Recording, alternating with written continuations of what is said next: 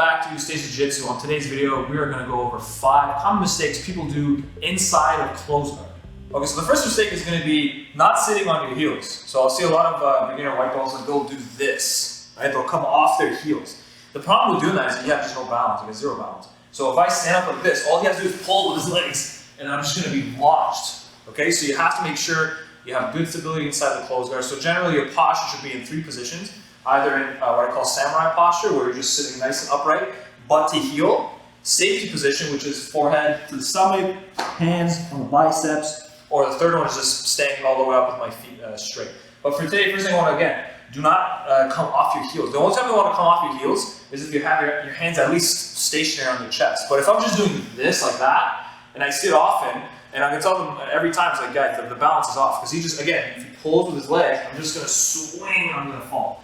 So make sure you sit back, nice and heavy on those heels. So now, also put your hands on the chest. So if he pulls now, right, I can kind of counter by sitting back, right? I'm a lot more heavier here. Now, the second thing that I notice a lot is that people try to submit the guy from close guard. So they're gonna, one thing is like a choke they try to do. They try to just grab the gi and they try to punch into the neck. Even worse is when they like really like tripod up and they try to choke the guy.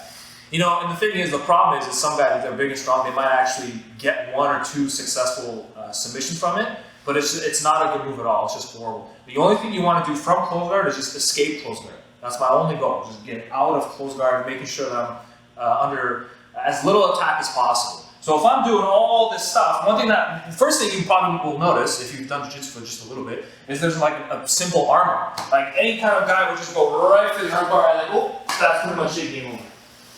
So don't try to submit him. You're not in a position to submit.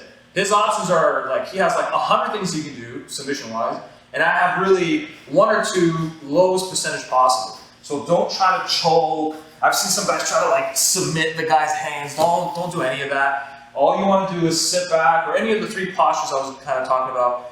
Just get in those positions and work your way out. That's really all you should be doing. Third mistake is going to be, this one's a really bad one, right? Because it's just one time you make that mistake and it's pretty much over. It's essentially when I see a guy try to reach back, put their hand inside the leg and try to just bust it open. Their hope is to like knock the leg over and pass. The problem is, in order to do anything like this, you have to make sure you have a lot of other things done very, very well. Good frames, good awareness, there's a lot of things, but really to do this, you're just taunting. Because what will happen is this, and generally what I find is they won't have posture here. Even if you do it with posture, it's a big issue. But I'll see guys like this, push it, and they'll scoop. And look at that. One mistake, I'm going to put in the triangle, and the triangle is just so powerful, you're pretty much done. So the third mistake is going to be people just reaching back, trying to scoop that leg out, right? And the guy just breaks my posture and launches. You generally do not want to do that. I really do not recommend doing any kind of scooping. The only time you can scoop is if I stand up. So if I stand up, so again, always when you stand up close against their chest, keep your posture high.